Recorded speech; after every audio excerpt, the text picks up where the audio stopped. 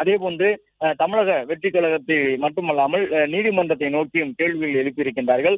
ஒரு குறிப்பிட்ட காலக்கெடு வழங்கி அந்த காலக்கெடுவின் மூலமாகத்தான் அந்த காலத்திற்குள் உரிய பதிலை வழங்க வேண்டும் என்று இரண்டு தரப்புக்கும் அறிவுறுத்தப்படுவதற்கான ஒரு வாய்ப்புகள் இருக்கின்றன.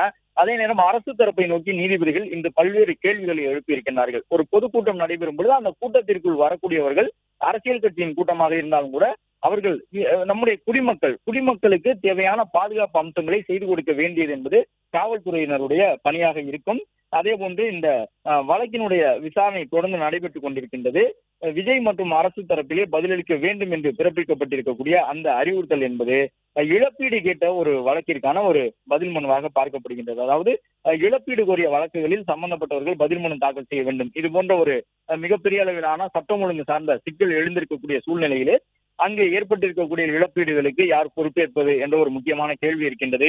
மேலும் உயிரிழந்தவர்களுடைய குடும்பத்தினருக்கு இழப்பீடுகள் அறிவிக்கப்பட்டிருக்கின்றன. அவர்கள் தரப்பில் பல்வேறு கோரிக்கைகள் முன்வைக்கப்பட்டிருக்கின்றன. அது மட்டுமல்லாமல் காயம் ஏற்பட்டவர்களுக்கு இழப்பீடு உள்ளிட்டவை எல்லாம் இருக்கின்றது.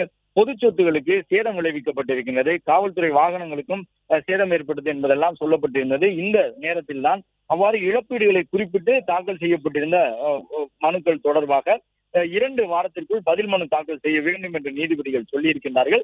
அதே நேரம் இந்த சிபிஐ விசாரணை கேட்டிருக்கக்கூடிய மனு இன்னும் தொடர்ந்து விசாரணையில் இருக்கின்றது.